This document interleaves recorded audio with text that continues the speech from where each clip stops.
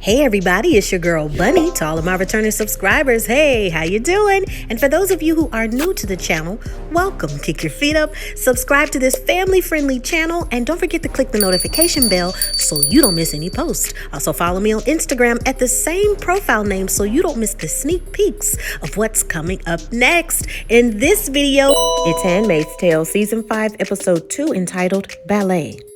I give a full episode recap with photos offset to the side, and then I give my review at the end. No need to dig around and keep all of the minute marks in the comments. It's all coming up next. June can't sleep as she keeps thinking of Gilead. In the middle of the night, she shovels in the snow, hiding her pistol secret. Serena has been granted the access to participate in the burial of her husband. Mark assures that she will have security and he will even protect her, being there every step of the way. Serena mentions, "Just like you protected my husband?" Mark rekindles her memory that it took a lot to arrange everything. Serena feels a calm as she views the commanders. They have rolled out the red carpet to welcome her and Fred home. Her friends, the Putmans, have offered their home for Fred's wake, and Nick sends his condolences. Serena is proud that Fred saw potential in Nick, and if he could see him now all settled in, it would be great. Nick was like his son.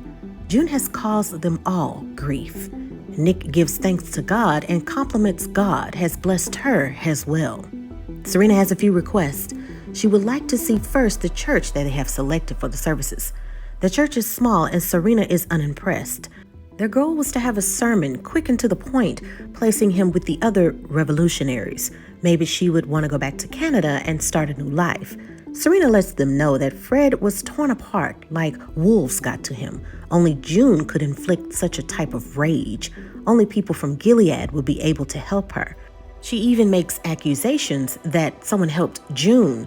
They need to see to it that Fred gets a proper burial. Commander Lawrence says that that's a bold accusation, and he is only one commander. There's only so much he can do. Also, Nick is on the rise, but he's still a puppy. Aunt Lydia tells the handmaids that even with the tragedy of the commander, they need to make a good impression on their potential commanders. Lydia wants of Warren to help Esther make a good impression for the Putnams. She's fertile, and maybe she can be a good tool for them. An exquisite wake for Fred, and Serena arrives with open arms from the Putnams. Mark congratulates Mr. Putnam on his promotion. Mr. Putnam lets Mark know to relax, and he can only go so far in the house. Several of the women congratulate her on the pregnancy. Under the harsh times, they wish her well. Lawrence tells Serena that he tried to speak with the council for a better burial, but in Gilead, the words from a woman can only go so far. The council agrees that the current arrangements will suffice. Many still feel that Fred was a bit of a traitor. It's game night along with Rita, and June has a flashback, remembering the game of Scramble with Fred. June can't seem to focus. Instead, she joins Rita as she preps snacks. June vents to Rita how she can't believe Emily went back to Gilead. Maybe they will put Serena on the wall. Take her baby and then maybe put her on the wall. She leans further into Rita. "You remember when she slapped you? At the baby shower, she was upset with me, but I was pregnant, so she hauled off on you." No matter how much Moria and Rita plead for June to stop talking about it, June keeps going until Rita has had enough. Rita expresses, "I might not have been a handmaid, but I struggled every day." June apologizes, but it's too late. Mark is amazed at the accommodations and notices Nick and Aunt Lydia arrive. He greets Lydia saying, "A blessed day, Aunt," but he's corrected by her, Aunt Lydia. Lydia then greets Mrs. Putnam, calling Serena a marvel that she's blessed with a child, also condolences for her loss. Esther can't believe that everyone's just standing around. They should do something. But of Warren warns her that anyone that tries to do something ends up dead. Just do what they say and stay alive. Mrs. Putnam then arrives to view Esther like livestock. Esther is young, but she is used to being a wife. That makes her understandable of your authority and the respect you deserve. Mrs. Putnam says fine, accepting Esther. Angela then runs to of Warren, and it's a warm remembrance, although she can't visit her long. She compliments such a wonderful daughter, and Mrs. Putnam says thank you, and for a special person who brought her to her. A small moment of joy for of Warren. Esther is introduced to some of the members of the council, and Mr. Putnam wants to be alone with Esther now. Even Aunt Lydia can't stay in the room. He tells Esther not to be scared, and God sees her heart. Allow the gifts God blessed her with to be seen. He wants to get to know her better and offers a chocolate, even making airplane noises towards her mouth and taunting her like an animal. She has a confession to make. Serena knows that it was her that killed Fred because she sent Fred's finger to her. She wanted Serena to know. Luke isn't happy that June is obsessed with Serena. Does she want Serena to come for her and their family? It's not going to help bring Hannah back. She needs to be present in the now. Be there for him and Nicole. Her family needs her. She's got to let her go, and Serena is probably terrified of June. She can't just get to her. She's won. Forget about her, June. She's gone. Serena addressed the council, and Mr. Putnam arrives in the room just in time. Serena reminds everyone that Fred gave his life to Gilead, and thank you for honoring his legacy. She wants our unborn son to see what the council has created, God's kingdom on earth. The world needs to see it as well. She's seen what Canada thinks of them. They need to show them we grieve just like everyone else. Fred's funeral needs to be broadcast across the globe. Warren also adds that it's how this might be a great idea, despite Commander Putnam saying that he doesn't have a wife or a family. Why should they broadcast a traitor's funeral? Nick says that it will make Gilead look merciful, and it will show they honor the sacrifice Fred made. It will start a wave to the rest of the world that will sway what people think of Gilead. Mr. Putnam requests that Serena leave the room, as they have official business to attend to. Esther is afraid, and she doesn't want to get posted. Warren says that your commander, for him to like you, that will get you pregnant faster, and being pregnant is the only way that she'll have protection. Mark sues Serena, letting her know that at least she tried. The least they can do is say no. Commander Lawrence then enters the room and delivers the news. They said yes, and he got that answer by not being a woman. Mark leaves the room, and they now prepare the guest list. Nick and Mark meet in private. Nick is updated that June and Nicole are doing well, and the file that Nick pulled together was great. Mark compliments that it takes pure talent for Nick to fly under the radar while rising in the ranks. Fred offers, Nick, you can have the option to see your daughter in real life. If you can give valuable information, America is a very forgiving place. They can help each other. Nick says that he will remember that information, and it's too risky.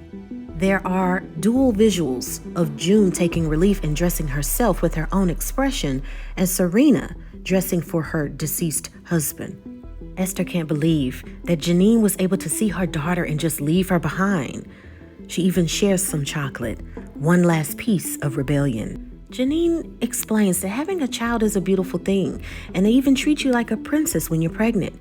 Maybe Aunt Lydia will allow them to be walking partners.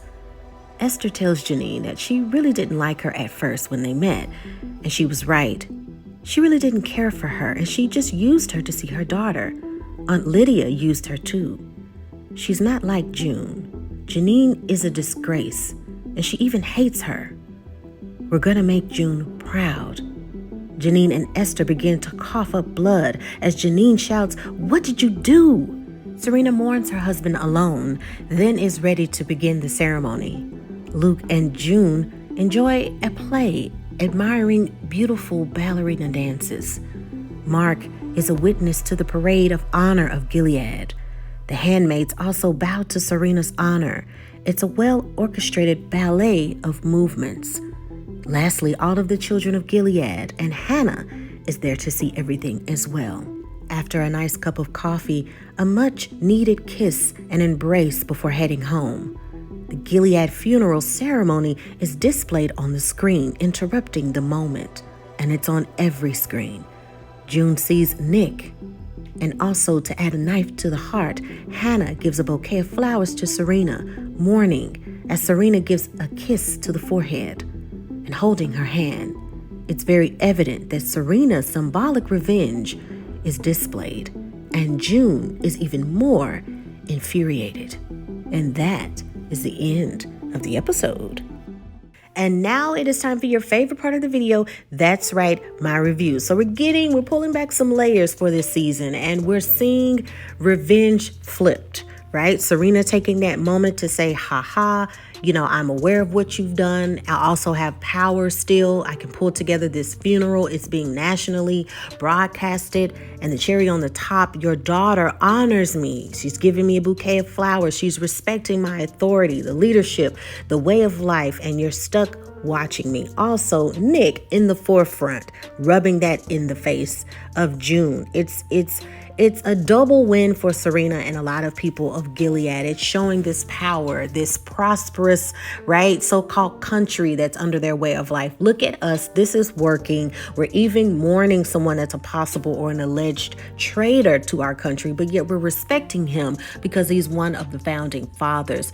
It's such a blur of the lines, as I mentioned in previous seasons and also the last episode review, that this is where the rules are blurred when it comes to laws and regulations. Anyone else would say, why would you display such a thing in this country that's alleged of rape and murder and forcing people to do certain things? But at the same time, many people know that Gilead is top and prosperous when it comes to military, trade, food, way of life, and it's all via war. Right? With history, a lot of people are pressured into certain roles and doing certain things for protection, for food, for validation of what they're doing. It's all these blurred lines of which laws do we follow and which laws are the best. And this broadcast is so-called allowing them to say, hey, this is the way we're living. We have this extravagant funeral. We have births that are happening, food, all of this other stuff. And in the meantime, we have Luke and June just trying to have some sort of normalcy, going to a play, sharing a moment, just forgetting about the ways of the world.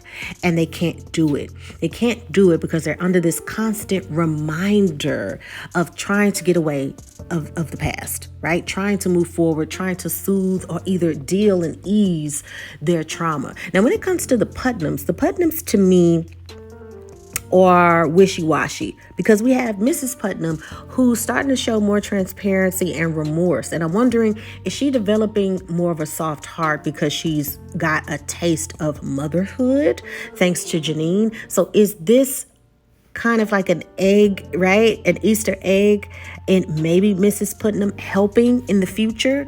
Could she have some sort of regret of her ways of life because she's experiencing motherhood? We don't know.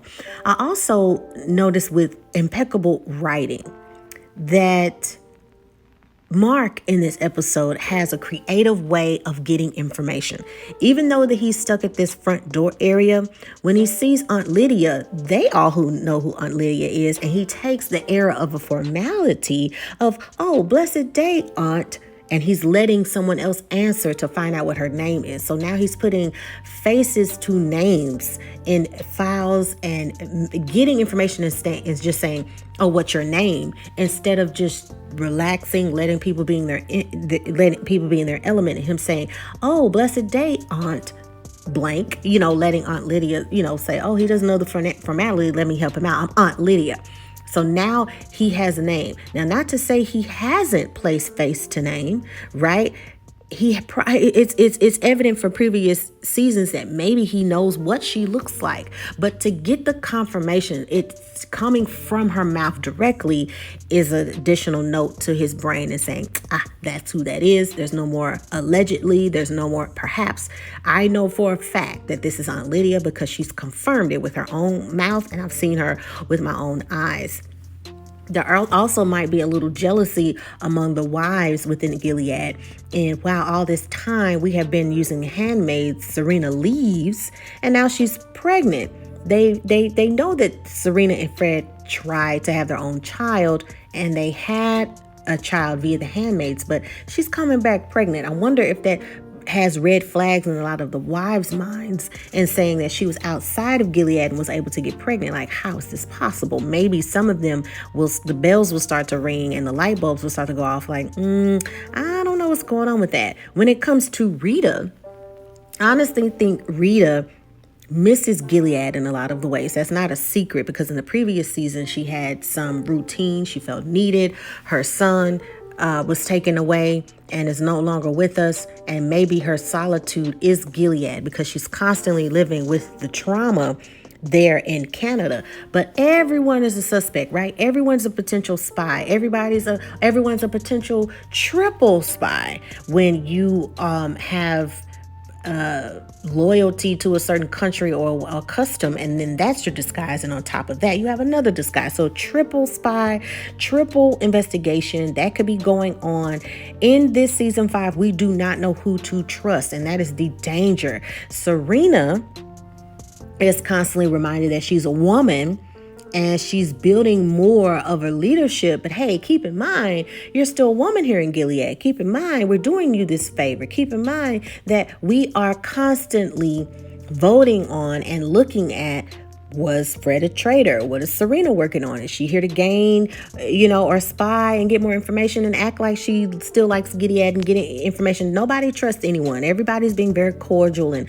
wonderful that you're pregnant. Oh, this is such a blessing. But I think that everybody is on alert that, hey, don't really trust her all the way. Greet her. We're going to have the way. Good luck to her. Blah, blah, blah. This is sisterhood, but they still don't know. I also like the playing of the title of this episode. They are watching a ballet. Everything is orchestrated like a beautiful ballet in the funeral with movement, but also it can be reviewed as ballot, right? And the council voting on what was next. Her suggesting this broadcasted funeral, but it's her idea, right? And they're like, okay, good, but are they really crediting her that? Let me know what you think. I thought this episode was great. We're getting into the crust of this season. We're only on episode 2, and I'm not sure if they're going to do some surprise episodes taking it to episode 12 or 10. As I've said in other season recaps and reviews, I really think that this show will not need to go more than 9 seasons. The reason why I say that is because they need to dedicate a few seasons to where we're getting the perspectives of different countries. We need to see what the other countries are brainstorming because we're getting very one-sided. We're just now getting to the point to where we're able to see that Canada is this safe haven. They're like, hey, we have a refugee location. There is war with the U.S. government and Gilead. I really want to see the notation and more maps of how it's evolving. We saw a brief, kind of map with the previous season, but I want to see how that's evolving and has it been updated? What's going on with more of the borders across the world? Let me know what you think. Subscribe, hit that like button, check out more shows and episode recaps and reviews. Check out those playlist sections. And in the meantime, in between time, stay tuned for episode 3.